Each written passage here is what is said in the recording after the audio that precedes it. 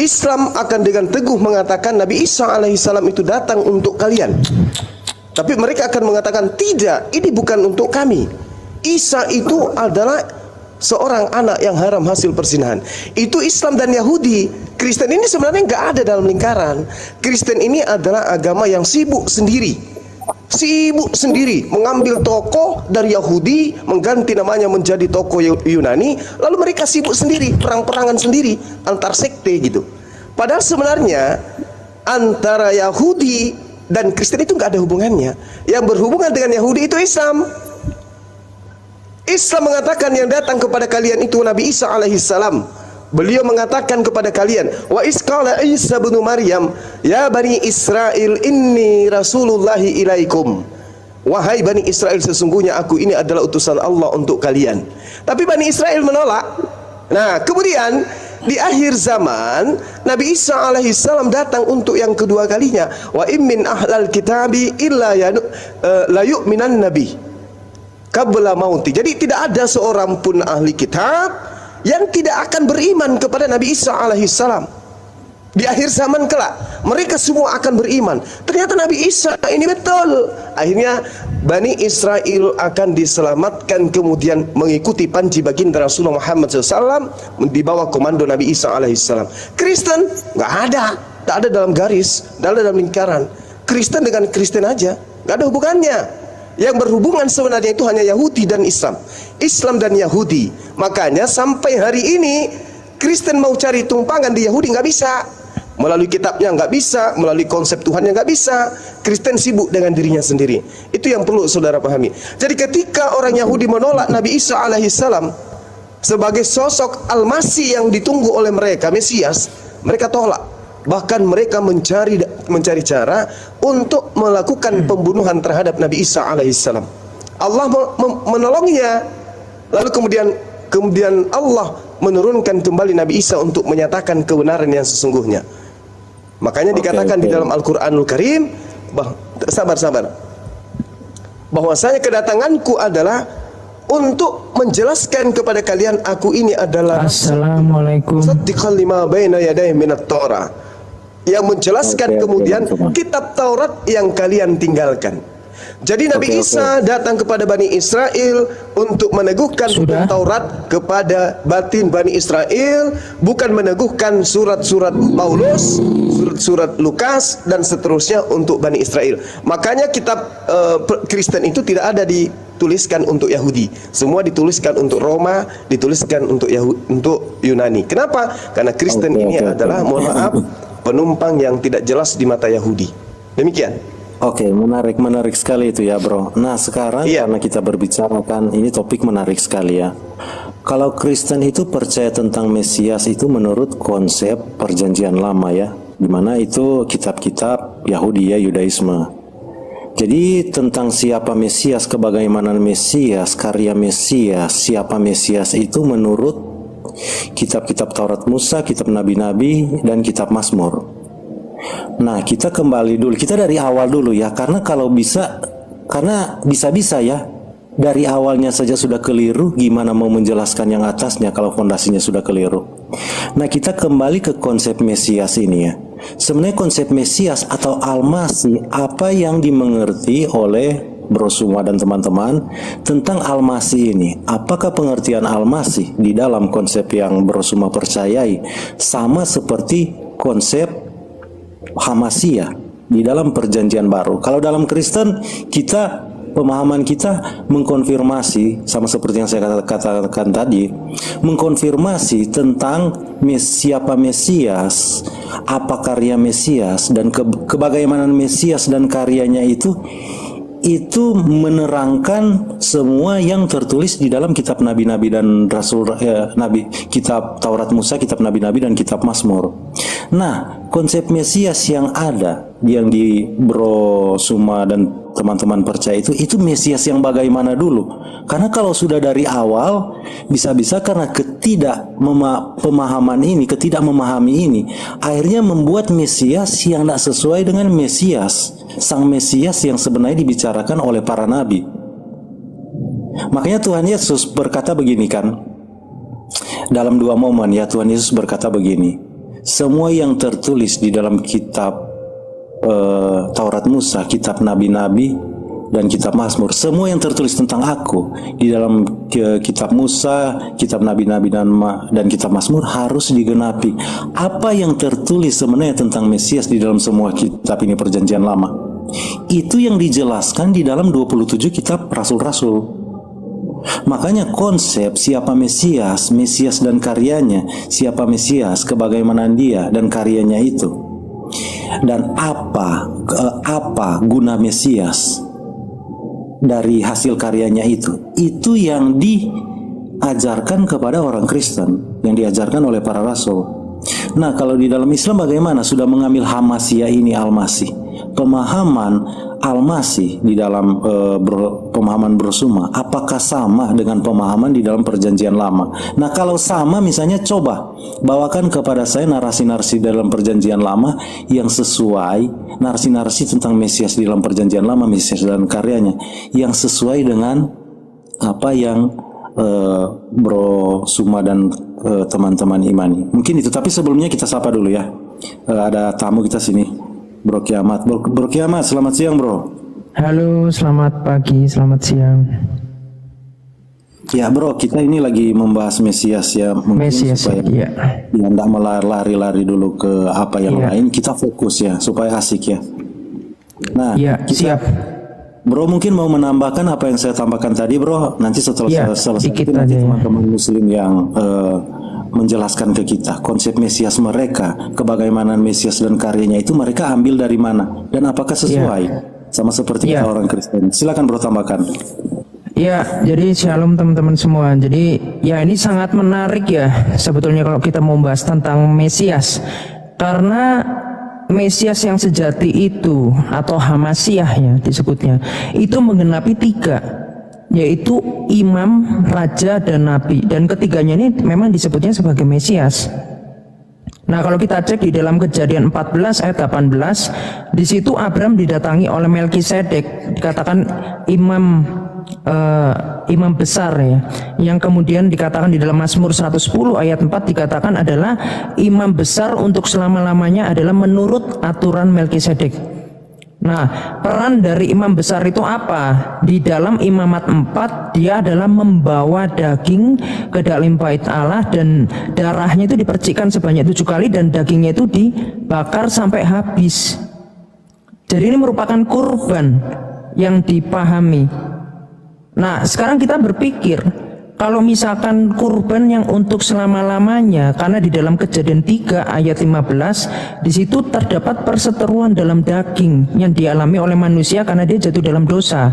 Kalau kita cek di dalam Efesus 2 ayat 4 sampai 15, Rabi Paulus yang sangat cerdas dan dia diurapi oleh Roh Kudus, dia menjelaskan bagaimana Kristus mendamaikan perseteruan di dalam daging sehingga manusia mendapatkan pendamaian. Karena Tuhan itu bukan hanya dia itu Maha Kasih, tetapi dia itu konsisten dengan setiap ketetapannya. Itu yang tertulis di dalam Mazmur 89. Ya, sehingga ketika Mesias itu yang dia sebagai imam yang kekal itu dia membawa darahnya sendiri di dalam bait Allah, maka ya dia artinya dia menyerahkan nyawanya dan dia bangkit kembali. Itu yang ada di dalam Yohanes 10 ayat 17 sampai 18 ya. Nah, lalu apa yang kedua adalah raja. Jadi raja yang kekal itu di dalam Yesaya 9 ayat 6 sampai 7. Jadi kalau dia sebagai raja yang kekal artinya dia bukan kerajaan yang di dunia, tetapi dia membawa kerajaan surga. Tadi juga kalau imam yang kekal jadi dia menjadi pendamai ya. Sorry kok ada telepon ya, bentar. Oke, selanjutnya nabi yang kekal. Nah, kita bisa cek di dalam Ulangan 18 ayat 15 sampai 18. Jadi yang nabi yang kekal, yang sempurna, di situ dikatakan setiap perkataannya tidak boleh ditolak. Siapa yang menolak perkataannya maka akan dihukum. Nah, dari situ jelas di dalam Ibrani 1 ayat 1 sampai 3 dikatakan sebagai sang firman. Makanya Yesus mengatakan di dalam Yohanes 10 ayat 30, aku dan Bapa adalah satu. Ya, di dalam Lalu kalau misalkan kita cek lagi ya, misalkan di dalam 1 Tawarin 16 ayat 26 dan juga di dalam Mazmur 147 ayat 19 sampai 20. Di situ dikatakan tidak ada ilah di luar dari bangsa Israel. Makanya saya bingung loh, ini kok tiba-tiba abad ke-6 muncul Muhammad yang keluar dari goa ngaku-ngaku dia sebagai nabi, yang tiba-tiba mengajarkan contoh di dalam Musnad Imam Ahmad. Dengar dulu, di dalam Musnad Imam Ahmad 6287 dan hadis Nasai 4289, kurban yang sejati itu adalah kurban bulu kemaluan. Nah ini yang saya bingung. Begitu juga di dalam Abu Daud 2407. Bagaimana ceritanya? Esensi keimamatan sebelumnya adalah membawa daging dan darah dipercikkan, dibakar sampai habis, karena itu menggambarkan kematian dan penebusan. Malah kemudian kurban yang sejati diajarkan Muhammad itu mengkurbankan bulu kemaluan. Ya nggak nyambung. Hadis bahwa kau bawa di spasi kau. Tenang dulu, didengar dulu, didengar dulu. Kamu itu cuma pengujian. Didengar dulu. Ini kan saya korelasikan, nggak nyambung. Dari luar konteks ini, host. Kan udah kepanasan kan. Saya ngomong bentar, saya kasih kaidahnya, dipertanyakan nggak bisa membendung ini kayaknya ini. Coba kalian mikir dulu, bagaimana ceritanya kurban daging yang itu menggambarkan tubuh manusia yang fana, yang berdosa, makanya itu menggambarkan pendamaian, perseteruan dalam daging. Tiba-tiba Muhammad yang nggak tahu menau mengatakan dia adalah nabi, ngajarin kurban bulu kemaluan. Ini nggak nyambung, bos. Ya, makanya nanti saya mau tanya menurut Ustadz Zuma dan juga Ustadz Sidik ini gimana ini ya. Saya mau tanya itu sih. Saya rasa Muslim pun akan bertanya-tanya, loh kok gini ya? Kok nggak nyambung ya? Gitu ya. Kamu di luar konteks kamu. Itu konteks ya. Lalu yang kedua, bangsa Israel itu melakukan sunat itu laki-laki, teman-teman. Teman-teman semua bisa cek di dalam Kejadian 17, di dalam Yosua 5 ayat 3 sampai 4. Itu sunat laki-laki. Lah kok bisa tiba-tiba mazhab Hanafi mengajarkan sunat perempuan yang itu diwajibkan? Ini kan kelihatan, sedangkan Mesias itu harus bersunat. Nanti saya minta dalilnya, mana Muhammad sunat? Karena di dalam kitab Zadul Ma'ad jilid pertama, di situ ada 3 teori tentang Muhammad sunat, dan itu semua dalilnya lemah semua. Kembali lagi dipertanyakan Muhammad sunat atau tidak. Ya, karena ada yang ngomong disunat di perut, ada yang ngomong disunat umur 8 hari, ada yang nanti udah terlahir sunat. Udah nah, berapa jadi kali dijawab ada 3 mengikuti milah Ibrahim kan kamu sebut coba di mana dengar dulu Musa deh. di mana sunat? Karena di dalam Quran kamu tidak kan ada dalilnya sunat. Udah enggak, kamu tenang dulu lah, jangan potong-potong satu-satu aja. Nanti Anda ngomong pun nggak akan saya potong. Nanti sebentar. Sebentar dulu Sidik, kok jangan panik lah. Ya. Tadi berbicara tentang korban, saya 2 menit lagi aja. Mesias. Ya, berbicara korban memang berbicara tentang masih topik Mesias. Iya. Gitu. Dan Mesias itu pasti akan disunat, kan itu kan tradisi bangsa Yahudi. mana tunjukkan Musa disunat? Coba tunjukkan dulu. Bentar dulu bro, kamu ini kenapa sih kok kejang-kejang? Tenang dulu ya, satu-satu nanti kita akan bahas ya. Jadi saya minta nanti pernyataan saya pun ditanggapi. Jangan cuman kalian modal nanya, dijawab, ngeyel, tapi nggak ngerti apa-apa tentang keislaman. Saya di sini pakar tentang Islam. Ya, karena saya tahu betul, saya baca ratusan literatur. Ya, lalu yang selanjutnya dikatakan di dalam Ulangan 18 ayat 20, nabi palsu itu akan membawa ilah lain. Nah, bangsa Israel itu mengenal ilah adalah Yod-Het-Vav. Nah, tiba-tiba ada yang namanya Allah Subhanahu wa Ta'ala. Nah, ini udah pertanyaan, lah kok lain ya dengan pemahaman di dalam Taurat? Ya, lalu kalau kita cek misalkan di dalam Bukhari 3 itu bicara tentang Muhammad yang menerima wahyu, di situ disuruh ikro. Apakah Allah kemudian dia tidak tahu kalau Muhammad itu buta huruf, atau mau dibikin suatu drama atau bagaimana? Padahal di dalam Bukhari 111 dikatakan Muhammad itu tidak buta huruf, dia itu bisa menulis. Artinya kalau dia bisa menulis, dia bisa membaca. Sedangkan di dalam Yesaya 29 ayat 10 sampai 13 di situ dinubuatkan seorang nabi palsu yang dia itu tidak bisa membaca. Anda bisa cek di situ. Nah, ternyata di dalam Yeremia 3 ayat 2, nabi palsu itu berada di Arab, di padang gurun, dan dia adalah seorang pezina dan dia seorang penjahat. Kalau kita cek di dalam Matius 24 ayat 26, Tuhan Yesus mengatakan apa? Hati-hati yang ada di bilik, hati-hati yang ada di padang gurun itu, jangan percaya sama dia. Di dalam Imamat 26 ayat 1, di dalam Ulangan 4 ayat 28 dikatakan berhala itu dalam bentuk batu dan jangan sujud menyembahnya di negeri tersebut. Dan ini jadi pertanyaan lagi, kenapa Muslim lalu mengajarkan di dalam Musnad Imam Ahmad nomor berapa itu yang batu Hajar Aswad, yang kemudian dikatakan itu dapat menghapus dosa sehabis-habisnya. Ini kan pertanyaan, ini bertentangan dengan kitab Taurat. Host. Ya. Lalu yang bentar dulu, dikit 1 menit ya. Iya. Jadi kalau kita cek juga di dalam 2 Petrus, persingkat ya bro. Ya bro, dikit. Di dalam 2 Petrus 2 ayat 4, di situ dikatakan bahwa seorang yang ada di dalam goa, ketika Anda menemui sosok, ya itu ternyata adalah iblis. Dan kembali lagi di dalam 2 Korintus 11 ayat 14, malaikat itu dapat menyamar, iblis itu dapat menyamar menjadi malaikat terang. Dan kembali lagi, apa ajarannya iblis? Misalkan di dalam Bukhari 4669 dikatakan apa? Kalau kamu membunuh orang yang murtad, maka kamu akan mendapatkan pahala. Loh, ini ajaran siapa? Tuhan Yesus mengkonfirmasi ini ajaran sesat di dalam Yohanes 16 ayat 2.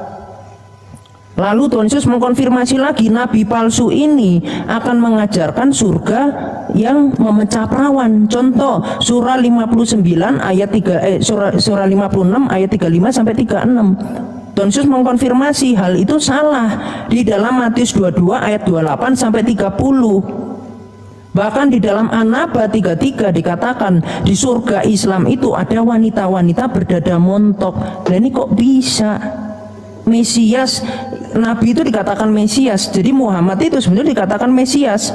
Lah kok bisa malah Muhammad ini mengajarkan yang semuanya itu bertentangan dengan Alkitab. Jadi udahlah, kalau misalkan kalian itu mau ngaku-ngaku ya tahu diri aja, karena semua dari segala sisi itu nggak nyambung.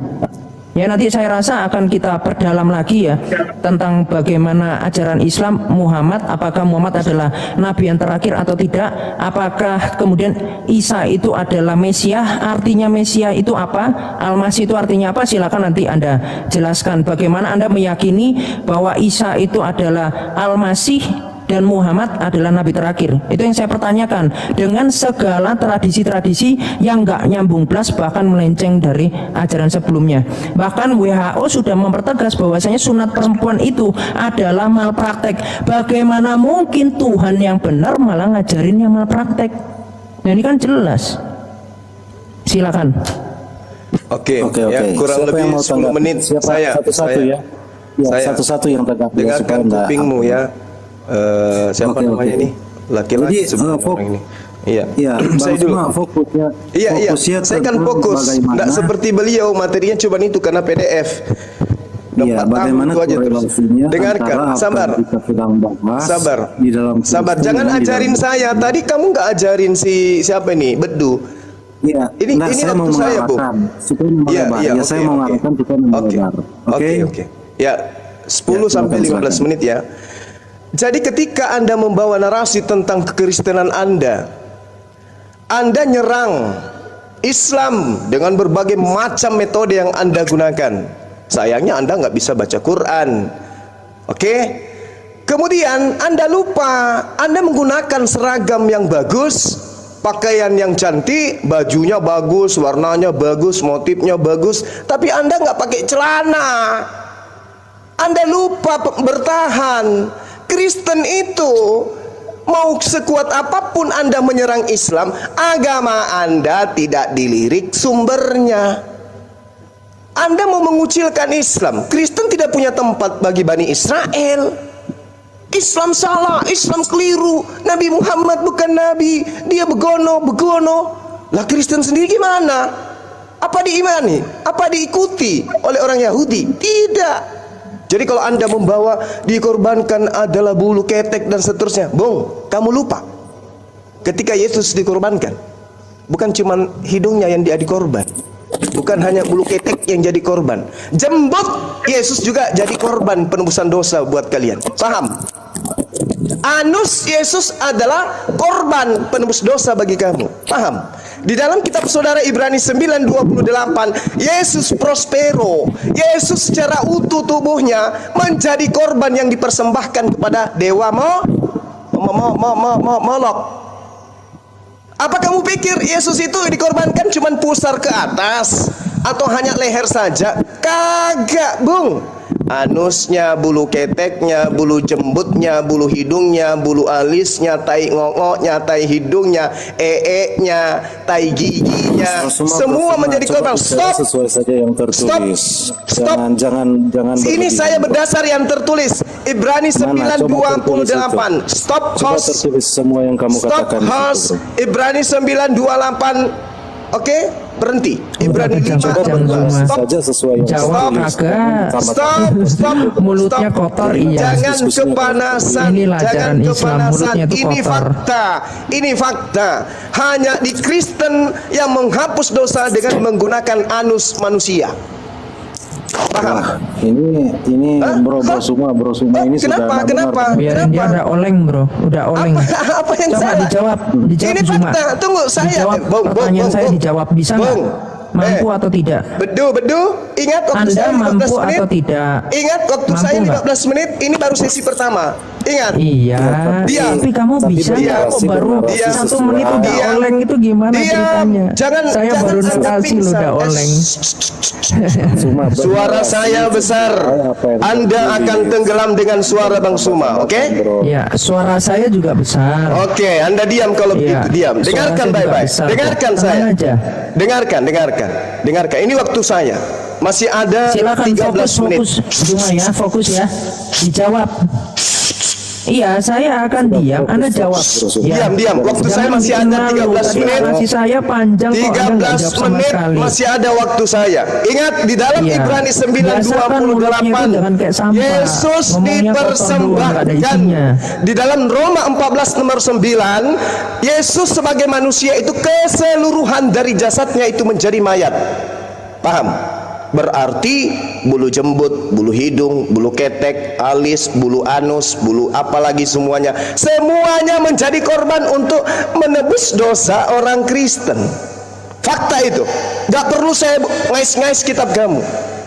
Paham? Lalu kemudian di dalam ajaran agama Kristen, Yesus syaratnya menjadi Tuhan kudu jadi mayat dulu. Roma 14:9. Untuk itulah Yesus mati agar dibangkitkan supaya menjadi Tuhan bagi Kristen. Syarat menjadi Tuhan bagi orang Kristen itu apa? Harus jadi mayat. Karena kalau tidak jadi mayat tidak bisa jadi penebus dosa. Benar nggak? Betul. Tepuk tangan dulu. Nah gitu. Jadi santai saja. sabar. Ini waktu saya, Bung. Ini waktu saya. Iya, tapi santai saja. Siapa suruh Anda menaikkan orang yang tidak paham Islam? Nah, inilah akibatnya. Coba dijawab dong kalau kamu paham Ini Islam jawaban dari saya, Bung. Ini Dijawab, jawaban saya. dijawab. Tenang dulu, tenang santai. Iya, kalau waktu Anda saya lebih masih paham ada Islam dari 12 saya, menit. itu Santai. dijawab aja. Kamu Islam duduk yang nggak nyambung. rapi, perbaiki roknya, jangan Ya. sampai. Oh, Muhammad yang suka jangan pakai sampai. rok. Mau saya tunjukin, Muhammad suka pakai rok. Mau? Jangan sampai. Mau saya kasih pakai dalilnya, Muhammad suka rokmu pakai itu. rok. Muhammad itu suka pakai baju perempuan, kamu tahu nggak?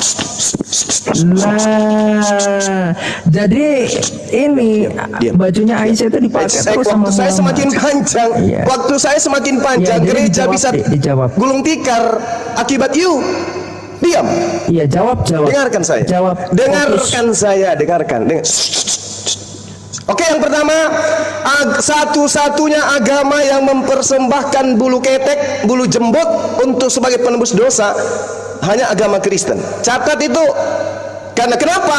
Di dalam Ibrani 9:28 Yesus dikatakan prospero, artinya Yesus dipersembahkan secara utuh badannya. Nya juga ada di situ dong. Itu satu poin ya. Itu satu poin.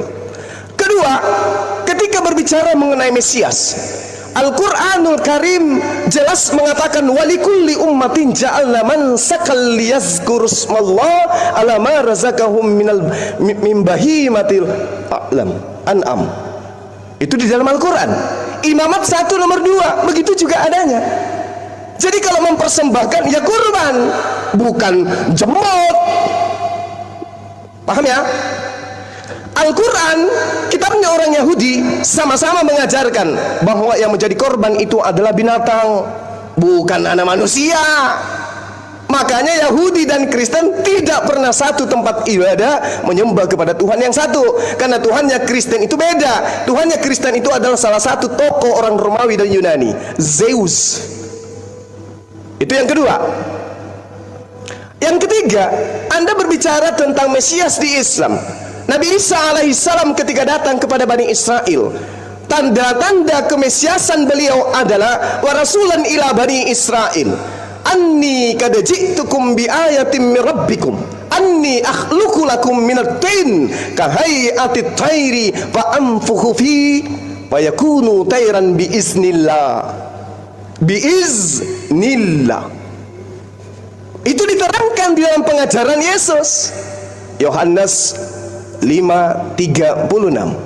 Apapun yang Yesus lakukan untuk membuktikan dirinya adalah Mesias, utusan Tuhan, manusia yang diurapen, layaknya Harun, layaknya Kores, layaknya Salomo. Paham itu, pelajari itu, jangan kau ganggu-ganggu lagi ajarannya orang. Jadi Mesias yang datang kepada Bani Israel adalah Mesias yang melakukan pembuktian kemesiasannya, bukan yang mate. Yang mate itu bukan Mesias, yang mate itu tumbal. Oke? Jadi yang kita bahas di sini adalah Islam dan juga Yahudi bertentangan terhadap Nabi Isa yang datang kepada mereka. Nabi Isa adalah nabi dan rasul kepada mereka. Mereka mengatakan bukan. Dia adalah anak zina, anak haram. Dia adalah hasil persinahan antara pantera dengan Maria menurut Yahudi. Islam mengatakan tidak, dia adalah nabi yang suci yang mengajarkan kepada Bani Israel akan datangnya sosok nabi setelahnya. Itu yang perlu saudara pahami. Jadi kalau Anda tidak punya senjata untuk kemudian mendudukkan agama Kristen itu sebagai bagian daripada Yahudi, Anda ngapain nyerang Islam? Sementara Anda ibarat seorang gadis yang cantik, wajahnya manis tapi betisnya berbulu. Nipu. Anda beronta-ronta menjelaskan Islam, hadis ini, hadis ini, hadis ini. Emang Islam mana yang mau percaya sama Anda? Islam mana? Anda ibarat anak TK, baca buku kedokteran, buka praktek, pasiennya siapa? Ya opten. Orang yang waras mana mau jadi pengikutmu. Itu yang ketiga. Kemudian saudara siapa namanya ini? Abdu, ya. Kamu harus pahami bahwa Islam datang membawa syariat, ketetapan, syariat-syariat yang belum bisa ditanggung oleh Bani Israel pada saat itu. Mereka belum mampu karena zamannya belum berkesesuaian. Jadi ketika Islam datang, ada syariat yang kemudian diajarkan. Yang diajarkan oleh siapa? Allah Subhanahu wa ta'ala yang mengajarkan itu. Siapa Azza wa Jalla yang maha suci lagi maha tinggi ini? Tuhannya Bani Israel. Bahkan di dalam kitabmu, di dalam kitab 1 Roma nomor 25 diterangkan, pencipta langit dan bumi itu maha suci lagi maha tinggi. Siapa itu? Subhanahu wa ta'ala. Bagaimana dengan Tuhanmu? Yesus. Apakah dia maha suci? Kagak. Untuk menjadi Tuhan saja dia harus mati, mempersembahkan semua bulu yang ada pada dirinya. Oke? Apakah dia maha tinggi? Tidak. Apa buktinya? Diludahin, ditampar, ditonjok mukanya. Tidak ada yang bisa kemudian kamu dudukkan Yesus itu sebagai Tuhannya Bani Israel, nggak ada. Dan kalau hari ini kamu lihat umat Islam duduk semeja dengan orang Yahudi menceritakan tentang hakikat Tuhan, mereka akan rangkulan, mereka akan salaman, mereka akan pelukan, dan mereka akan sama-sama mengatakan la ilaha illallah. Tidak ada Tuhan selain Allah. Itu Yahudi dan Muslim, bong. Sementara coba tunjukkan saya orang Yahudi dan Kristen duduk semeja, lalu kemudian sama-sama mengakui Yesus itu adalah Tuhan. Tunjukkan. Nggak akan ada. Kenapa?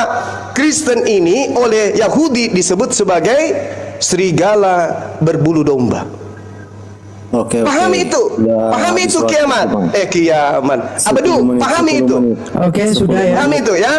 Jadi ketika kita Sudah berbicara mulai tentang kotornya? konsep ketuhanan, belum, masih 2 menit dong. Ketika kita berbicara mengenai konsep ketuhanan, jangan ada ilah lain. Kristen yang berasal dari Antioquia melanti ilah baru bernama Yesus, yang adalah cerminan daripada Zeus, yang adalah dewa yang diimani dan disembah oleh Romawi dan Yunani.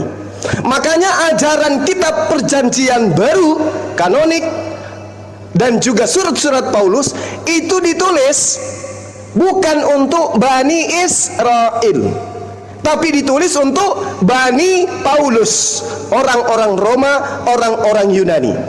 Pertanyaan saya kepada Abdu, ya, Abdu, tolong tunjukkan di dalam kitab kanonik dan surah-surah Paulus bahwa mereka menulis buku mereka itu ditujukan kepada Bani Israel.